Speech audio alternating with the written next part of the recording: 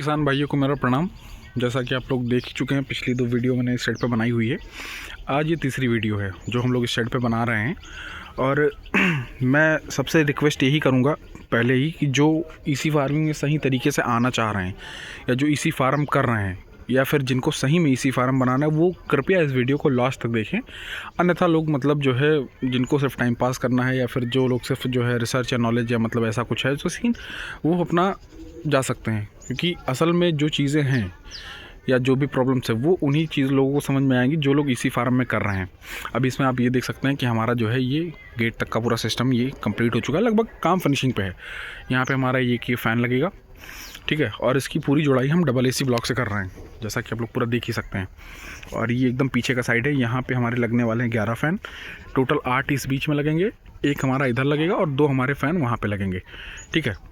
ये टोटल इसका ओवरव्यू है। अंदर की साइड देखते हैं अपन।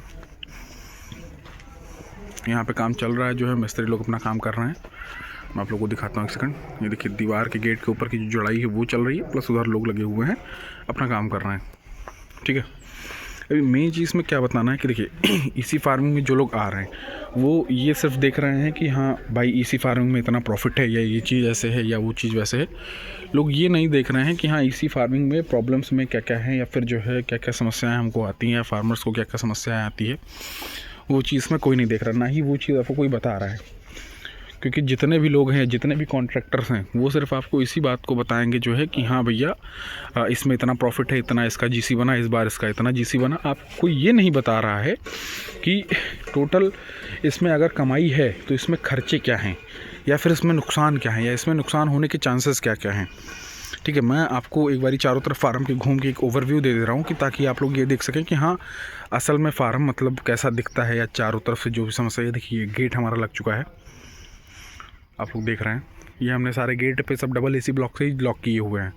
हमने कोई अलग से कोई जुड़ाई और कुछ वो सब नहीं किया हुआ है। किलाल ईंटों की जुड़ाई सब कुछ डबल एसी ब्लॉक से, बीच में हमने कोई बीम भी नहीं दी है, जिसकी असल में ज़रूरत नहीं है यहाँ पे कि जो एरिया है वो थोड़ा सा स्टेबल है, ठीक है। तो बात ये हो रहा था कि खर्चे क्या क्या कमाई कैसे है ये सारी चीज़ों पे। तो इनमें जब आदमी जब इन सब चीज़ों पर डिस्कस करता है, ठीक है, कि अगर मेरी कमाई है तो मेरे खर्चे कितने हैं या मेरे नुकसान कितने हो सकते हैं या किस चीज़ पे जब मेरे नुकसान हो रहे हों तो मैं कितना पैसा इसमें से निकाल सकता हूँ। क्योंकि ये देखिए लाइव बर्ड्स का काम है, ठीक है, कभी भी कुछ भी हो सकता है, ना आपको कुछ पता है ना मुझे कुछ पता है।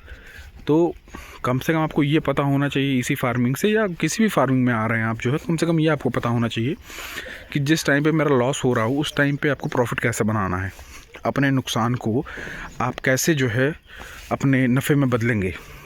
ये कला आपको आनी बहुत ज़रूरी है, ठीक है। तो इसके लिए जो है जिस किसी किसान भाई को भी ये चीज़ चाहिए या मतलब ये बात करनी है, तो वीडियो में इतना लंबा हो जाएगा, वो चीज़ तो मैं बता नहीं पाऊँगा। तो मैंने अपना नंबर दे रखा हुआ है डिस्क्रिप्शन में, आप वहाँ से कॉल कर सकते हैं या तो डायरेक्ट आप मेरे बायो में जा सकते हैं, मतलब यूट्यूब का जो वो है उसमें आप जा करके डायरेक्टली वहाँ से आप नंबर ले सकते हैं। वहाँ से मुझे कॉल करके आप जो भी जानकारी चाहिए वो ले सकते हैं, ठीक है। अभी देखिए मतलब इतना गेट ये जाम हुआ है, उधर काम चल रहा है और ये है अपन मतलब कह सकते हैं कि मोटा मोटा जो फिनिशिंग जो मतलब मेन काम है वो अपना हो चुका है।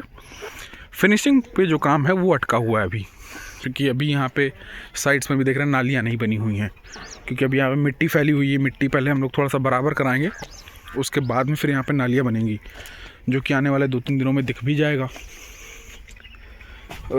एक मिनट भाई, थोड़ा सा रास्ता ये पतला हो गया है, इस वजह से निकलने में थोड़ी सी दिक्कत हो रही है। हाँ, अब देखिए आप लोग, ये फ्रंट का ओवरव्यू। यहाँ पे आपके लगेंगे कूलिंग पैड्स और सारा कुछ ये लोहे के ऊपर ही बना हुआ है। बहुत लोगों को डाउट रहता है कि भैया हमको पिलर का बनाना है या हमको कंक्रीट का बनाना है, कुछ भी नहीं, सब कुछ लोहे के पिलर पे। वो भी जो इसका साइज़ है वो 4x4 है, ये आप देख सकते हैं।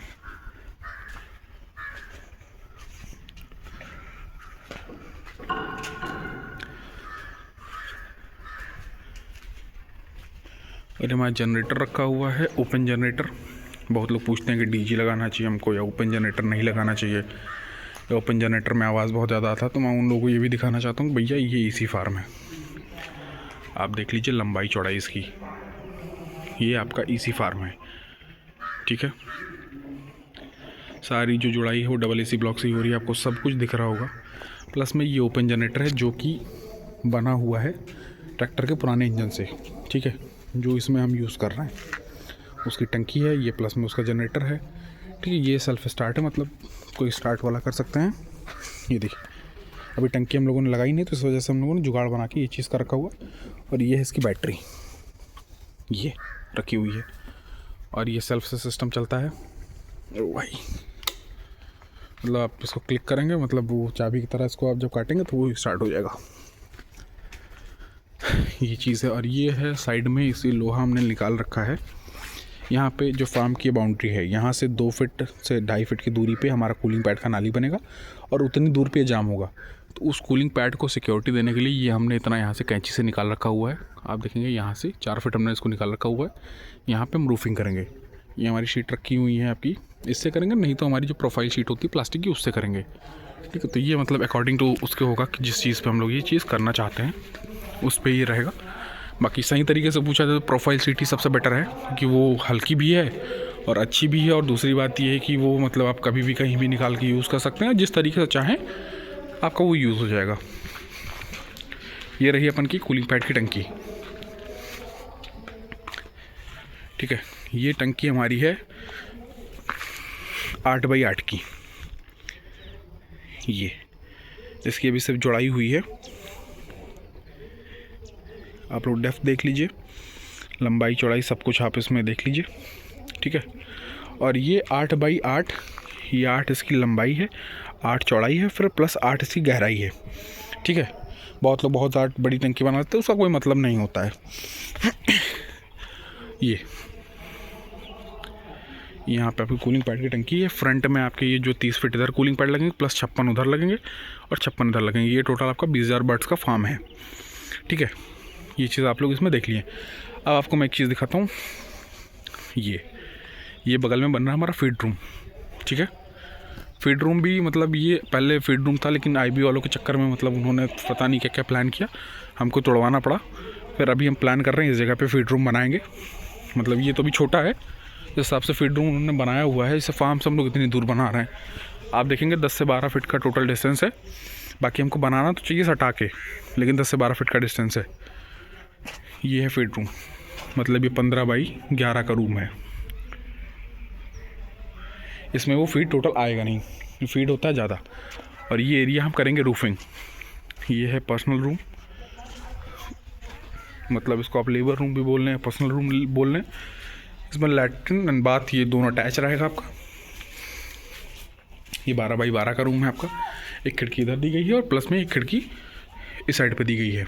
और ये फ्रंट में आपकी एंट्री है, और ये रहा आपका बाथरूम। और ये स्पेस है, ये गाड़ी खड़ी करने के लिए है। जो ओनर है उनके पास में 2 गाड़ियाँ हैं, एक स्कॉर्पियो है, एक जो है वरना है। तो इतना स्पेस यहाँ पे रहेगा। ये अपन का दूसरा रूम, ये देख लीजिए। ये घुसते ही आपको खिड़की मिल जाएगी, उसके बाद में फिर एक अटैच आपको लैट बाथ दिख जाएगा। ये आपका इधर ये है, और प्लस दूसरी साइड आपका बाथरूम है, ठीक है।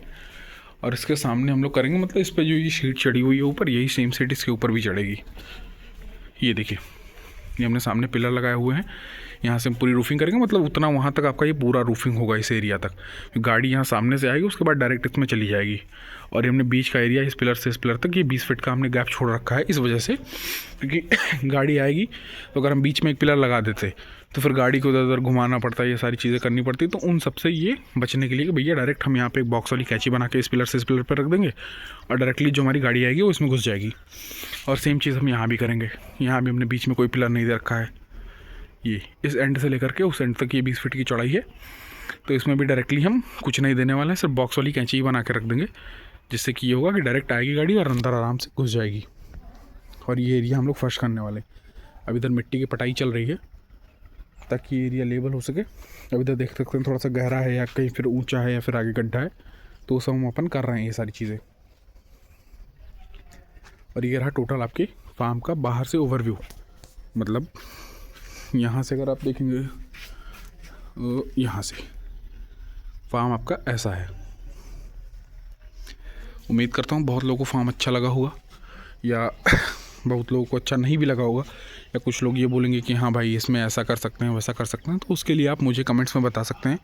कुछ भी अगर आपको कमी दिख रही हो या कुछ भी आपको सोल्यूशन देना है, जो भी चीज़ें हैं उसके लिए आप मुझे बता सकते हैं। लेकिन हाँ, मैं एक चीज़ आपको बोलूँगा कि इसी फार्मिंग में आने से पहले, इसी फार्मिंग में मतलब पोल्ट्री फार्म में अगर आ रहे हैं, इसी में हो, सेमी इसी में, किसी में भी हो, तो कम से कम एक बार आप मुझे कांटेक्ट करें, ताकि मैं आपको ये चीज़ समझा सकूं कि इसका मतलब क्या है, या असल में आपको इस फार्म में आना चाहिए, इस लाइन में, या नहीं आना चाहिए। ठीक है,